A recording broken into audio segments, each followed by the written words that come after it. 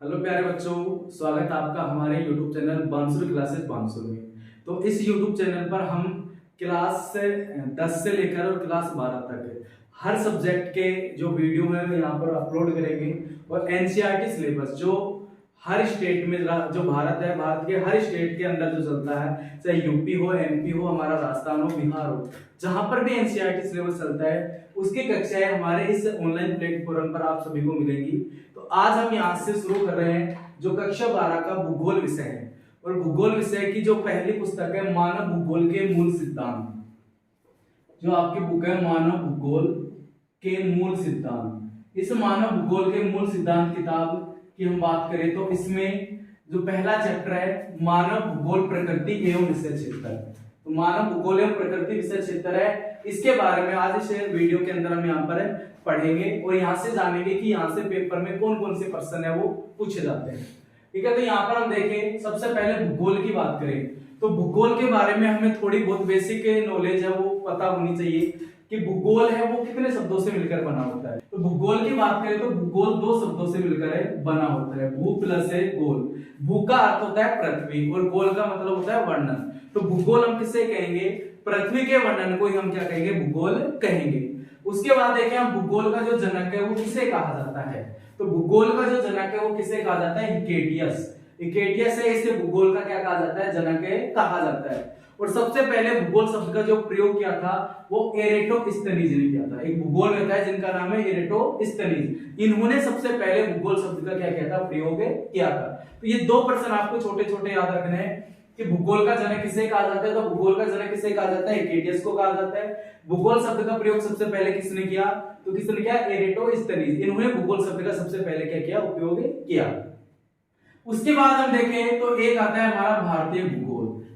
तो हमारा जो भारतीय भूगोल है इसकी अगर हम बात करें तो इसके जो जनक है वो कहा जाता है जेम्स रेनेल। जेम्स रेनेल है, इन्हें भारतीय भूगोल का क्या कहा जाता है? जनक कहा जाता है। तो हम भूगोल के बारे में पढ़ रहे हैं तो थोड़ा सा हमारे भारतीय भूगोल का भी जनक है उसका भी आपको पता होना चाहिए। तो भारतीय भूगोल का जनक कहा जाता है जेम्स रेनेल को।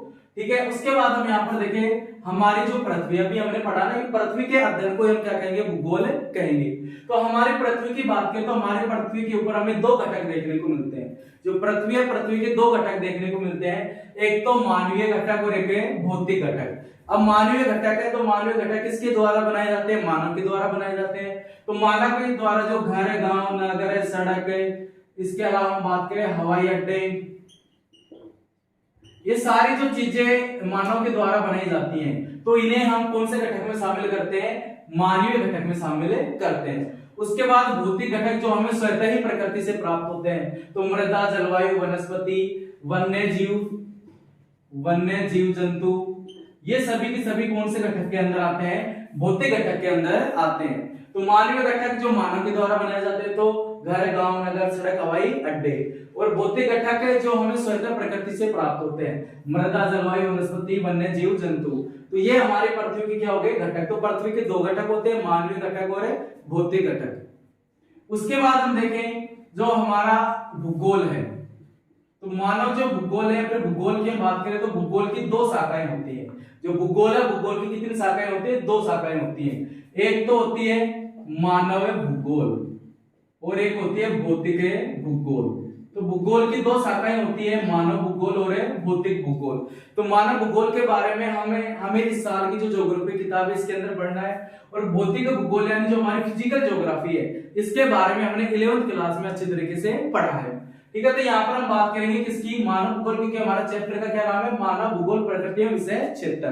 तो मानव भूगोल के बारे में यहाँ पर पढ़ना है। अब मानव भूगोल की यहाँ पर हम बात करें तो मानव भूगोल की यहाँ पर तीन भूगोलवेताओं की हमें परिभाषा पढ़नी है। तीन भूगोलवेताएं हैं, एक तो है फ्रेडरिक रेंडजेल, एक है एलन सी सैम्पुल और एक है विडाल डी ला ब्लास। इन तीनों की हमें मानव भूगोल के संदर्भ में परिभाषाएं वो पढ़नी है। तो सबसे पहले हम पढ़ेंगे फ्रेडरिक रेंडजेल की।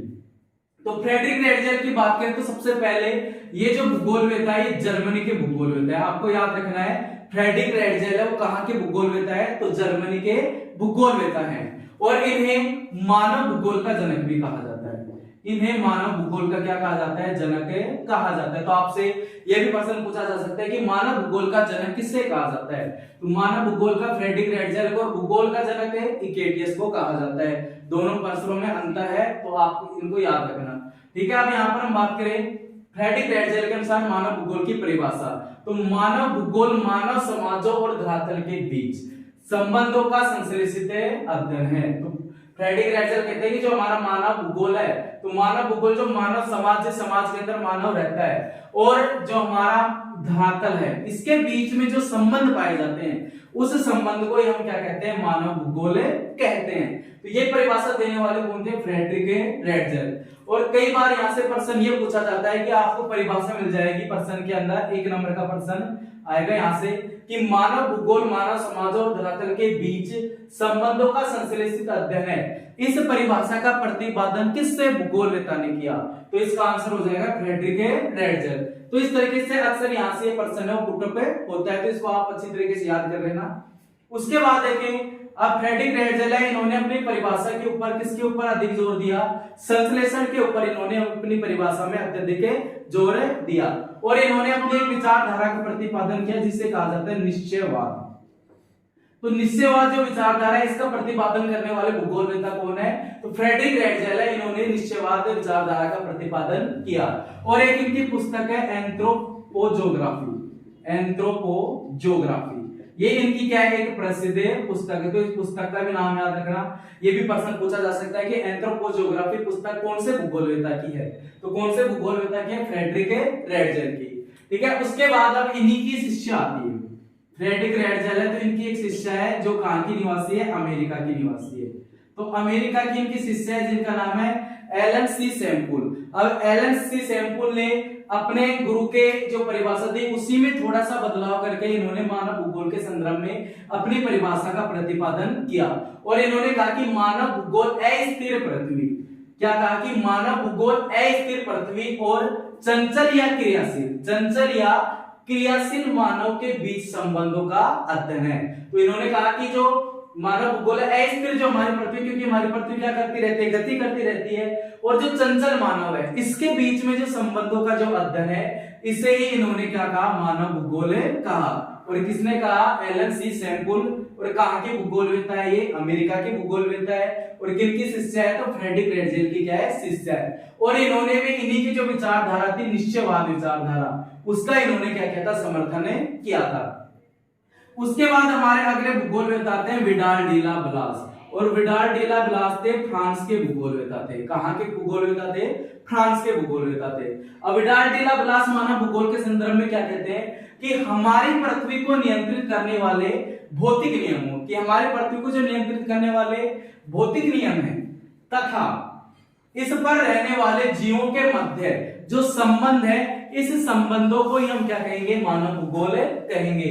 तो ये परिभाषा देने वाले कौन थे, विडाल डी ला ब्लास। कहा कि हमारी पृथ्वी को नियंत्रित करने वाले जो भौतिक नियम है और जो हमारे पृथ्वी के ऊपर रहने वाले जो जीव हैं, इन जीवों के मध्य जो संबंध पाया जाता है, इसे ही इन्होंने क्या कहा, मानव भूगोल कहा। तो मानव भूगोल के संदर्भ में आपको 3 परिभाषाएं याद रखनी है, एक तो फ्रेडरिक रेडजल, एक एलन सी सैम्पुल और विडाल डी ला ब्लास।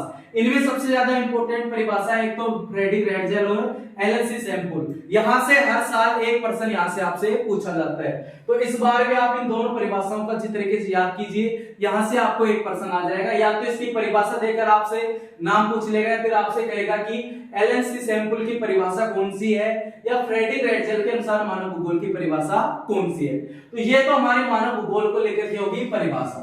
उसके बाद हम देखें, अब इन भूगोलवेत्ताओं ने अपनी विचारधाराएं हैं वो भी दी हैं।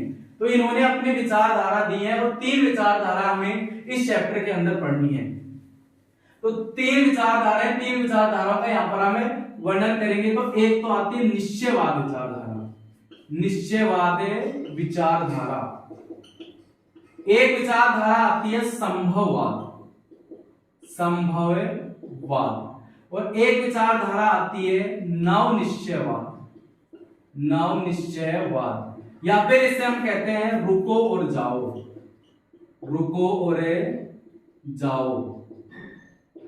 या फिर इसे हम कहते हैं नवनियतिवाद। और यहाँ पर इस निश्चयवाद विचारधारा को नियतिवाद विचारधारा भी कहा जाता है। तो यहाँ पर इनकी बात करें तो सबसे पहले ये देखिए इनका प्रतिपादन करने वाले कौन कौन खगोलवेत्ता थे। तो निश्चयवाद विचारधारा इसका प्रतिपादन किया था फ्रेडरिक रैटजेल। तो फ्रेडरिक रैटजेल ने किसका प्रतिपादन किया? तो निश्चयवाद विचारधारा या नियतिवाद विचारधारा का प्रतिपादन किया। और यहाँ पर इनकी जो शिष्या थी सैनपुल, इन्होंने इस विचारधारा का क्या किया? समर्थन किया। उसके बाद संभववाद विचारधारा की बात करें तो इसका प्रतिपादन किया विडाल डेला ब्लास। उन्होंने इस विचारधारा का क्या किया? प्रतिपादन किया। और नवनिश्चयवाद विचारधारा का प्रतिपादन किया ग्रिफिथ टेलर। इन्होंने इस विचारधारा का क्या किया? प्रतिपादन किया। तो यहाँ पर हम इन तीनों विचारधाराओं के बारे में देखें तो निश्चयवाद विचारधारा में प्रकृति को सर्वे सर्वा माना गया है। इसमें प्रकृति को क्या माना है? सर्वे सर्वा माना है कि प्रकृति क्या है? सबसे ऊपर है, प्रकृति से बढ़कर यहाँ पर कोई नहीं है। और मानव प्रकृति का क्या है? गुलाम है। मानव किसका गुलाम है? प्रकृति का। जैसा प्रकृति चाहेगी वह मानव से कार्य करवा सकती है और मानव प्रकृति का गुलाम रहेगा। तो इस विचारधारा में किसके ऊपर जोर दिया गया? प्रकृति के ऊपर, यानी प्रकृति को सर्वे सर्वा है वो माना गया। संभववाद है वो इसकी क्या हो जाती है? विपरीत हो जाती है। संभववाद में कहा गया है कि मानव क्या है? सर्वे सर्वा है। मानव क्या है? सर्वे सर्वा है। मानव जैसा चाहेगा प्रकृति को वैसा करना पड़ेगा, यानी मानव जैसा कहेगा प्रकृति है मानव के अनुरूप ढल जाएगी। ये विचारधारा कहती है संभववाद विचारधारा कि मानव सर्वे सर्वा है और मानव प्रकृति को क्या बनाकर रखेगा? गुलाम बनाकर रखेगा। क्योंकि मानव ने क्या किया है? अपनी टेक्नोलॉजी के विकास से हमारी प्रकृति को काफी पीछे छोड़ा है। तो इसलिए विडाल डेला ब्लास कहते हैं कि मानव ही सर्वे सर्वा है, प्रकृति मानव के आगे कुछ नहीं है। लेकिन उसके बाद हम बात करें अगली विचारधारा की, नवनिश्चयवाद। इसका प्रतिपादन करने वाले थे ग्रिफिथ टेलर। अब आपको पता है टेलर का काम क्या होता है? कपड़े सिलना होता है। तो इन्होंने कहा कि ना तो मैं किसकी मानूंगा, इस फ्रेडरिक रैटजेल की मानूंगा, ना ही मैं विडाल डेला ब्लास की मानूंगा। जैसे टेलर का काम है कपड़े जोड़ना, तो इन्होंने आधी परिभाषा तो इससे ले ली और आधी परिभाषा इससे ले ली, यानी निश्चयवाद से ले लिया और कुछ संभववाद से, और जोड़कर क्या बना दी? अपनी विचारधारा बना दी, जिसे क्या कहा जाता है? नव निश्चयवाद या रुको और जाओ कहा जाता है। इन्होंने कहा कि ना तो प्रकृति सर्वे सर्वा है, कि ना तो क्या है? प्रकृति सर्वे सर्वा है और ना ही मानव सर्वे सर्वा है। इन्होंने कहा कि ना तो प्रकृति सर्वे सर्वा है और ना ही मानव सर्वे सर्वा है। यानी प्रकृति क्या करती है? मानव को कुछ मौका देती है, मानव को कुछ क्या करती है? मौका देती है, और मौका देते ही मानव उस प्रकृति के अंदर अपनी आधुनिक तकनीकी वजह से प्रकृति के अंदर क्या करता है? बदलाव करता है। तो मानव को प्रकृति के अंदर बदलाव करने के लिए प्रकृति मानव को क्या देती है? मौका देती है। तो ये कहते हैं कि ना तो प्रकृति सर्वे सर्वा है, ना ही मानव सर्वे सर्वा है। प्रकृति मानव को जब भी मौका देती है, मानव उस मौके का फायदा उठाकर प्रकृति है उसमें क्या करता है? फेरबदल करता है। और इन्होंने इस बात को समझाने के लिए जो हमारी ट्रैफिक लाइट है उसका इन्होंने उपयोग किया है। जो ट्रैफिक लाइट आती है, तो ट्रैफिक लाइट आती है तो उसमें 3 कलर की लाइटें आती है। ट्रैफिक लाइट के अंदर कितनी कलर की लाइट आती है? 3। एक तो होती है ग्रीन, एक होती है येलो और एक होती है रेड। ये 3 कलर की हमें लाइट है वो देखने को मिलती है। तो रेड का मतलब तो क्या होता है? रुको। रेड जो लाइट है वो किसका प्रतीक है? रुकने का प्रतीक है। और ग्रीन है इसकी बात करें तो ये किसकी है? चलने की, यानी जाओ जिसे हम कह सकते हैं। और येलो है कि तैयार रहो। येलो किसका प्रतीक है? तैयार रहो। तो इन्होंने कहा कि जैसे हमारी ट्रैफिक लाइट है तो उसमें 3 हमें लाइटें देखने को मिलती है, रेड, ग्रीन, येलो। तो रेड कहती है कि अब क्या हो जाओ? रुक जाओ। और ग्रीन कहती है कि जाओ, और येलो क्या कहती है? तैयार रहो। तो वैसे इन्होंने कहा कि प्रकृति पहले तो हमें क्या कहती है कि अभी रुक जाओ, उसके बाद प्रकृति हमें कहती है कि अभी तुम क्या हो जाओ? तैयार हो जाओ। और फिर प्रकृति कहती है कि अब जाओ, अब तुम क्या कर सकते हो? बदलाव है वो कर सकते हो। तो इसके माध्यम से इन्होंने ट्रैफिक लाइट के माध्यम से इन्होंने इन विचारधारा को समझाने का प्रयास किया। तो इसके अंदर 3 विचारधाराएं थी हमारी, नव निश्चयवाद, नियतिवाद और संभववाद। तो ये तीनों विचारधाराएं हैं और उसके बाद आगे हम पढ़ेंगे जो मानव भूगोल के जो विषय क्षेत्र है। तो अगली जो हमारी वीडियो आएगी, अगली जो क्लास है, तो उसमें हम मानव भूगोल के विषय क्षेत्र है उसके बारे में पढ़ेंगे और मानव भूगोल का विकास किस तरीके से हुआ, कौन कौन से युग में मानव भूगोल का विकास हुआ उसके बारे में पढ़ेंगे। तो ये हमारा यूट्यूब चैनल है, तो हम डिस्क्रिप्शन में आपको टेलीग्राम की लिंक भी दे देंगे, जहां से आपको ये जो नोट्स है इनकी पीडीएफ है वो यहाँ पर उपलब्ध करवाई जाएगी। तो हमारे यूट्यूब चैनल को अधिक से अधिक शेयर कीजिए, सब्सक्राइब कीजिए। जय हिंद, जय भारत।